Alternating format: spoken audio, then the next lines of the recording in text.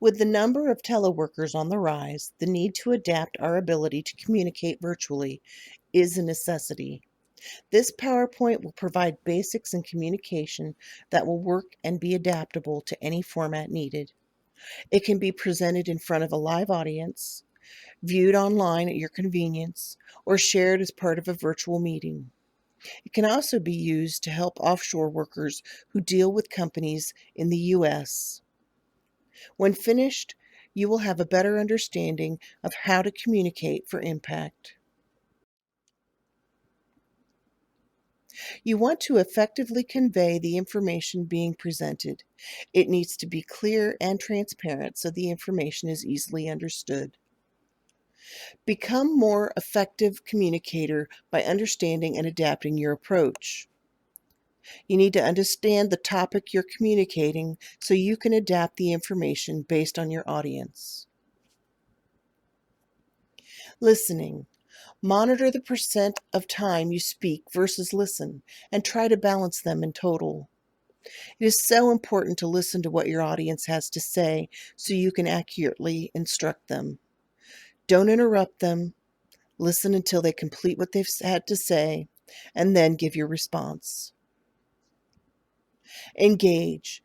Draw out others' underlying concerns. Many people do not like to get involved in meetings and/or trainings. They prefer to stay in the background.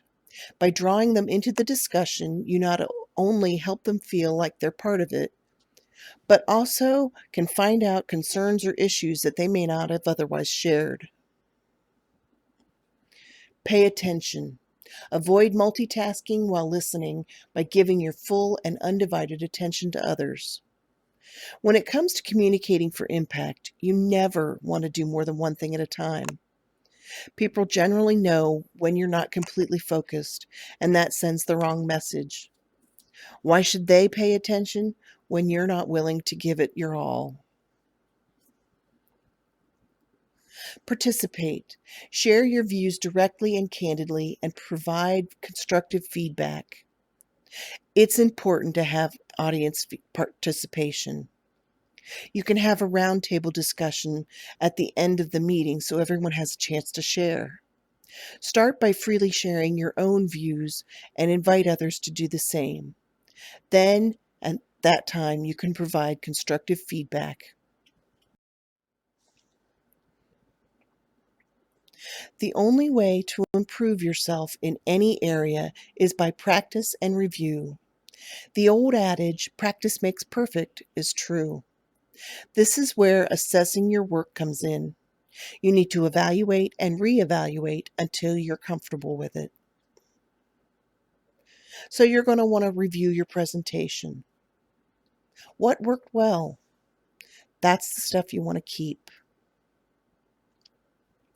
What aspects struck you as unclear or not as effective? In other words, what needs more clarification or possibly removed because it's simply ineffective, or maybe it just needs to be reworded? Ask a trusted colleague to evaluate you. You want to share your presentation with someone you trust, and then have them critique it and give you advice in areas that may need better developed. You want to make sure you have the proper level of transparency, and in order to do that, there are a few questions that you can ask yourself.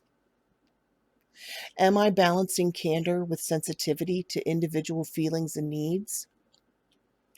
Do others feel comfortable challenging my views or sharing direct feedback with me?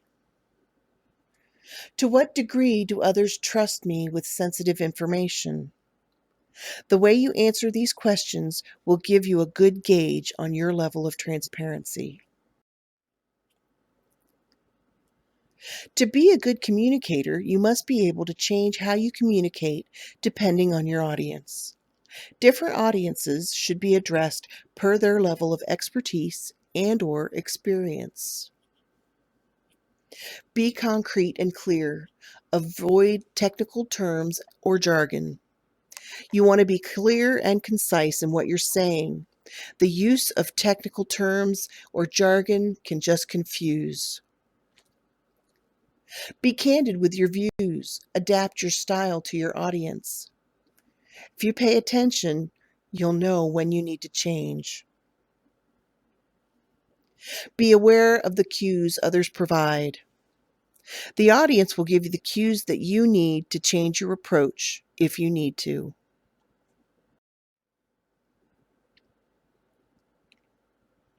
It is important that your audience feels you are approachable. People seem to learn better and retain more when they feel comfortable with you. You want to directly address challenging issues.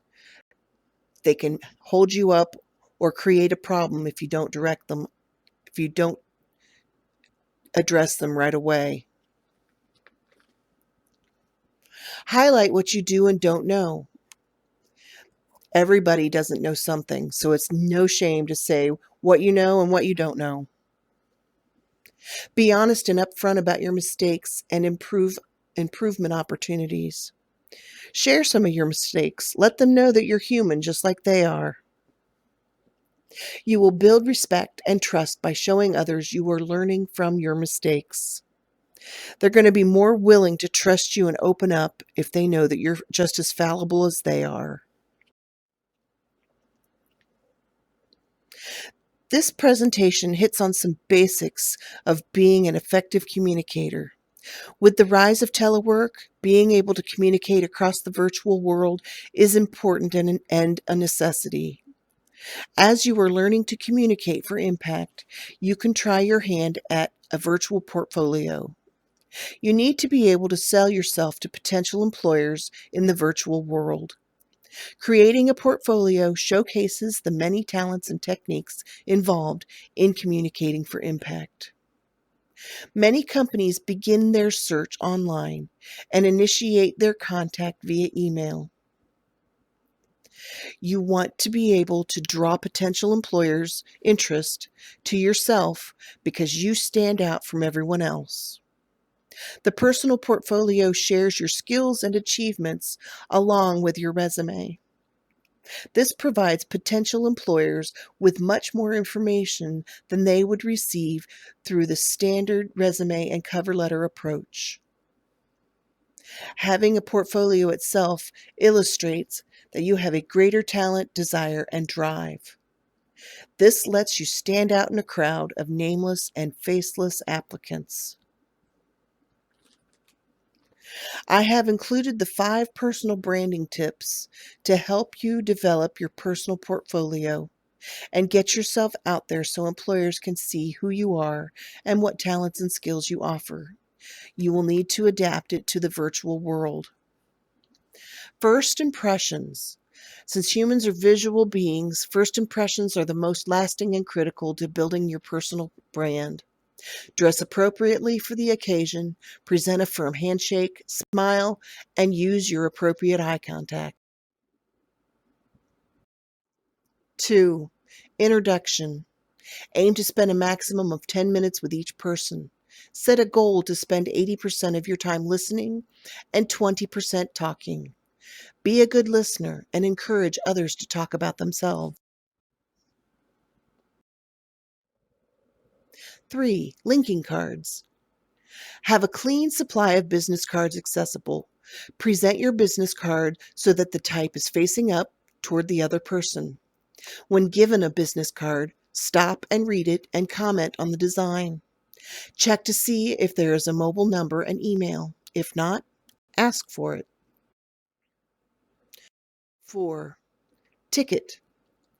What brought you here? What do you do? These are some of the questions that will steer the conversation and allow you to use your personal brand. Your personal branding statement should focus on skills, strengths, and unique qualities. 5. Exit. To end a conversation graciously, simply say, "It was a pleasure meeting you," and use their name. Perhaps we could have coffee in the near future. Remember that a person's name is to that person the sweetest and most important sound in any language. You want to follow up and send information to link the person to your network.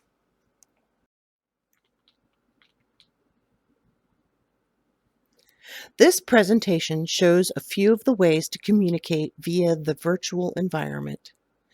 The use of PowerPoint as a training aid can be done with or without audio. This tool can be shared with any audience to help them improve their ability to communicate, as well as the ability to communicate for impact. Creating a virtual profile puts their skills to use. This allows them to showcase their talents and abilities, not only for their current employer, but potential employers as well. You may use the link provided to see my personal portfolio as an example. Please feel free to use it as a template when building your own.